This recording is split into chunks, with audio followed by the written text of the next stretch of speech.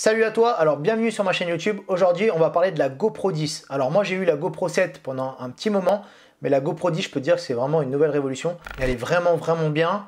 Je l'ai vraiment testé depuis quelques jours et je vais pouvoir te faire dans cette vidéo l'analyse de la GoPro 10.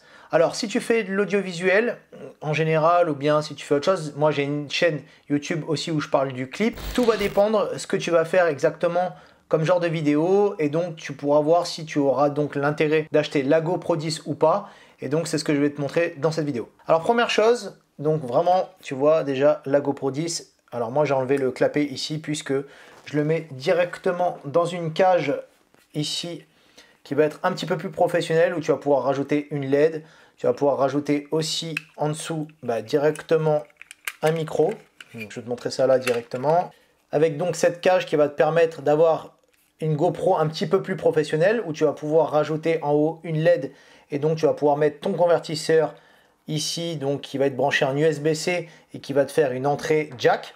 Donc ça va te permettre de pouvoir brancher un micro cravate ou autre, mais j'y reviendrai après. En tout cas, on va parler plutôt de ce que offre la nouvelle GoPro 10 par rapport à par exemple la GoPro 7 ou les autres. Moi j'avais une GoPro 7 donc avant, et donc je vais te montrer après la comparaison un petit peu entre les deux. Alors ce qu'il faut savoir avec cette nouvelle GoPro, donc déjà ça va être la première chose, ça va être que déjà ton image au niveau de la netteté, ça va être une qualité vraiment supérieure grâce au processeur GP2, donc vraiment ça fait la différence à ce niveau là, que ça soit même dans la fluidité de ton menu, au niveau de la stabilisation, donc avec l'HyperBoost 4.0, donc ça à ce niveau là j'ai vu directement la différence de stabilisation entre la 7 et la 10. Alors déjà la 7 il y avait quand même la stabilisation, elle était déjà vraiment pas mal, mais alors sur celle-là ça va être vraiment autre chose. Si par exemple tu fais de la vidéo, que tu as une thématique sur les sports extrêmes, que ça soit par exemple je sais pas de la motocross, que ça soit du jet ski, du vélo de descente par exemple, les vélos DH, donc il va y avoir beaucoup de secousses, eh ben, avec cette GoPro là tu vas voir que tu vas pouvoir la balancer dans tous les sens et elle va être vraiment très stable, donc déjà à ce niveau là c'est quand même incroyable. Ensuite on a donc du coup concrètement l'image qui va shooter en 5K, que ça soit en 25 images ou bien en 50 images. Donc déjà à ce niveau-là, GoPro sont passés à un niveau au-dessus. Donc vraiment pour moi qui fais de l'audiovisuel et même quand je fais des clips, de pouvoir shooter en 5K à 50 images, c'est déjà un niveau au-dessus par rapport à la 7. D'ailleurs, on m'a demandé est-ce qu'elle est plus grosse ou pas par rapport à l'autre. Alors effectivement, c'est vrai qu'elle est un tout petit peu plus grosse que la 7, mais ça va pas être de beaucoup. Je te mets la comparaison juste à côté quand il y a un caisson, tu vois, c'est vraiment bon. Ça se joue vraiment à pas grand chose, hein. C'est vraiment, quand je regarde moi sur les côtés avec le caisson, c'est vraiment pas grand chose. Donc à ce niveau là la GoPro n'est pas beaucoup plus grosse. Ce qui est intéressant, c'est que justement au niveau de ces batteries, elles sont un tout petit peu plus grosses que la 7. Alors évidemment c'est pas exactement les mêmes batteries, ça va être les mêmes batteries que la 8 et que la 9. Moi je trouve que c'est assez intéressant d'avoir une batterie plus grosse, puisque comme ça au niveau de ton autonomie ça va durer plus longtemps, chose que j'avais comme problème avec la 7, puisque quand je commençais à shooter en 4K, la batterie partait assez vite, ou même en 2K. J'avais acheté d'autres petites batteries aussi sur AliExpress, ça tenait bien en 1080, mais dès que tu shootais en 4K, ça partait assez vite, surtout dès qu'il fait un petit peu froid.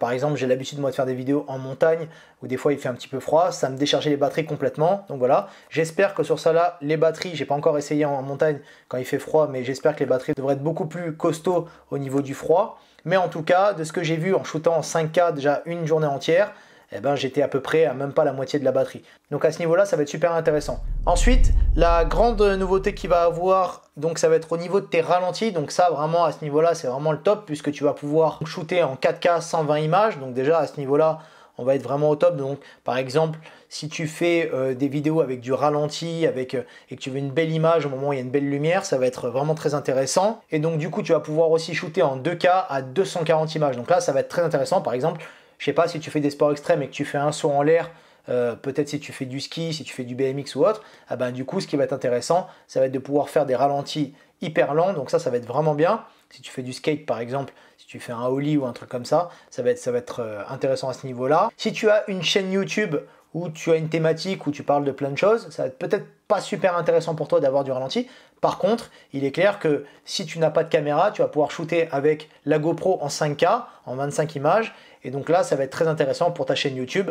Avec un petit peu de lumière, que ce soit à l'extérieur ou à l'intérieur, tu vas voir que tu vas avoir une très belle image. D'ailleurs, l'image, je trouve qu'elle ressemble beaucoup au nouveau iPhone. Tu peux regarder sur YouTube, il y a beaucoup de comparaisons à ce niveau-là par rapport à la qualité de ton image. Comme je te disais, vraiment, au niveau de la stabilisation, ça va être vraiment quelque chose d'incroyable parce que par exemple, si tu fais du vlog ou si tu vas faire de la course à pied, du sport extrême, tu vas pouvoir y aller. Donc tu vas pouvoir courir avec et tu vas voir qu'elle va pas bouger d'un poil. D'ailleurs, tu peux prendre une petite poignée comme ça là, ça va te permettre de pouvoir faire des vlogs ou autre, de pouvoir marcher ou courir tout en parlant, puisque on va voir aussi au niveau du micro. Donc ici en dessous tu as juste tes accroches qui sont là, elles sont pliées, donc chose que tu n'avais pas avec la 7, puisqu'avec la 7 tu avais ton caisson directement avec tes accroches qui étaient incorporées. Et donc là tu as la nouveauté déjà depuis la 8 où tu vas avoir donc ici des accroches qui se plient, et donc là tu vas pouvoir le mettre directement ici et visser, et donc là tu vas être au top pour pouvoir te filmer en selfie, en courant. Si tu fais du vlog, si tu fais vraiment pas mal de choses, pour filmer un petit peu en immersion, sous l'eau aussi, donc là, ça va être vraiment le top. Alors au niveau du son, j'ai pu tester directement dehors avec du vent, et franchement le son, il est vraiment au top. Je te montre ça dans les images. Ok, donc là comme tu peux voir, je suis en mode wide, donc en mode large, et donc là j'ai pas le micro, en parlant normal, donc avec la trottinette, et donc tu vois le micro est plutôt pas mal, mais c'est encore assez loin. Donc c'est pour ça que si tu dois faire des vidéos où tu veux qu'on t'entende un petit peu plus, il faut forcément avoir en dessous le convertisseur qui fait que tu peux brancher un micro-cravate. Donc on va essayer tout de suite avec le micro-cravate et tu vas voir la différence. Voilà, donc là tu vois, je suis avec le micro. Donc tu vois, normalement le son est complètement différent. Et je vais faire exprès d'aller un peu vite pour essayer d'avoir un petit peu de vent. Et tu vois que tu m'entends super bien. Et là je dois rouler à peu près entre 20 et 30 km/h. Donc tu vois, avec le son c'est quand même autre chose. Je vais faire exprès de prendre des bosses. Tu vois, même la stabilisation à ce niveau-là, elle est quand même incroyable. Donc là, je fais exprès d'aller un peu vite. Ok. Donc le vent de face. Là, j'ai quand même pas mal de vent de face. Et là, donc tu vois, normalement, tu devrais vraiment bien m'entendre, même quand je me mets loin. Je vais essayer de reprendre un peu plus haut donc les obstacles. Et tu vas voir que la stabilisation est quand même assez incroyable. Hop. Tu vois, donc là, il y a quand même des dodanes. Et là, tu m'entends super bien. Donc tu vois, ça fait vraiment la différence. Ça veut dire que tu peux parler comme ça en allant vite, même en moto ou autre. Et donc c'est ça l'intérêt d'avoir le micro-cravate en fait. Tu as vu qu'au niveau du son, c'est vraiment pas mal. Alors s'il y a vraiment beaucoup de vent, évidemment, c'est comme toute caméra à un moment donné, quand il y a trop de vent, ça va pas être pareil. Par contre, avec cet adaptateur là, qui est donc en USB-C, ça va te permettre de pouvoir brancher directement un jack ici pour un micro-cravate ou autre. Donc ça, c'est vraiment le top. Et là, par contre, quand tu es avec ton micro-cravate, qu'il y ait du vent ou pas, tu verras que ça marchera 100 fois mieux. D'ailleurs, pour pouvoir l'accrocher plus facilement, moi j'ai cette cage là, donc qui fait comme une caméra un petit peu plus pro. Et donc là, ça va être super pratique puisque tu vas pouvoir le mettre juste en dessous ici, tu vas le glisser dedans. Et là, tu vas pouvoir te brancher en USB-C. Et là, tu as l'entrée donc micro-cravate. Donc comme ça, au moins, tu auras un son directement en micro-cravate. Donc tu auras un meilleur son si tu approches ton micro juste en dessous de ta bouche. Ici, tu vas pouvoir mettre donc une LED directement sur batterie, donc pour éclairer ton sujet. Et là, ce qui va pouvoir être assez intéressant aussi, c'est que quand tu clipses ici, tu vas pouvoir avoir donc un filtre ND par exemple. Donc ça va être vraiment bien. Donc comme je t'ai dit, ça va faire comme une caméra. Et après, tu vas pouvoir aussi accrocher plusieurs choses. Donc comme ce genre d'accroche là, donc un bras magique par exemple, ça va être vraiment intéressant. Donc un bras magique pour accrocher donc dans une voiture ou autre, quand tu as ta chaîne YouTube, pour pouvoir te filmer et pour pouvoir faire pas mal de choses.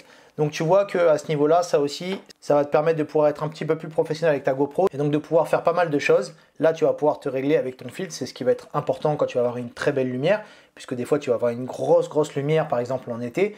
Moi ici, par exemple sur la Côte d'Azur, j'ai une lumière qui est assez forte entre midi et 15h. Je vais avoir besoin de pas mal filtrer. Et en tout cas, voilà, ça va te permettre d'avoir donc une configuration avec une GoPro qui va te faire une caméra un petit peu plus pro. Alors si tu as une chaîne YouTube et que tu as l'habitude de faire des vidéos, tu vas voir qu'elle est vraiment très facile à configurer sur OBS Studio. Donc directement, en plus, tu as l'application donc pour transformer ta GoPro en webcam. Alors tu pouvais le faire avec les anciennes GoPro, mais là tu vas voir qu'ils ont encore plus facilité la chose. Et donc je vais te montrer tout de suite comment on va faire pour la configurer sur OBS Studio, que ça soit pour ta chaîne YouTube pour tourner beaucoup plus facilement, ou bien si tu fais des lives, par exemple du streaming ou autre. Donc on va voir ça, je vais te montrer, tu vas voir, c'est assez facile. Donc tu vas avoir besoin, donc assez classique, donc du câble USB-C qu'on te donne donc avec la GoPro. Ok. Donc là, tu vas brancher ta GoPro donc de ce côté-là. Donc là où tu mets donc l'USB-C, d'accord, donc c'est très facile. Tu vas la caler, donc là, bon moi j'ai un genre de support ici directement donc pour que ça puisse être posé. Et donc là, elle est branchée donc en USB, donc très facile. Je vais donc juste l'allumer, ok. Donc j'allume ma GoPro, voilà. Ici, comme tu vois en haut, elle a apparu, donc elle apparaît ici. Donc avec l'application GoPro Webcam, d'accord. Donc là, comme tu peux voir, et donc là, je la mets dans le bon sens, ok. Donc tu vois, c'est très facile. Clac, ici c'est pas mal. N'hésite pas à prendre un câble un peu plus large, comme ça tu pourras donc te déplacer un petit peu plus avec. Ok, donc là je l'éteins. Et là, donc sur OBS Studio, ici, directement, j'ai donc le GH5 qui est ici, d'accord. Et là, donc la GoPro qui est juste en dessous, donc je décoche, et là donc tu vois la GoPro directement. Si tu vois que ça ne marche pas sur le coup, ce que tu fais, c'est que tu éteins le logiciel OBS et tu le rallumes, et là ça sera bon. Donc là, je peux jongler, tu vois, comme ça, entre la cam et celle-là. Donc tu vois, c'est vraiment très très facile. Et donc en gros, bah, tu vois, tu vas pouvoir jongler entre cette caméra-là et sur celle-là, par exemple. Donc voilà, mais pour ça, il te faudra vraiment, comme je t'ai expliqué, il te faudra donc ce logiciel-là, qui est ici. Donc le logiciel GoPro Webcam.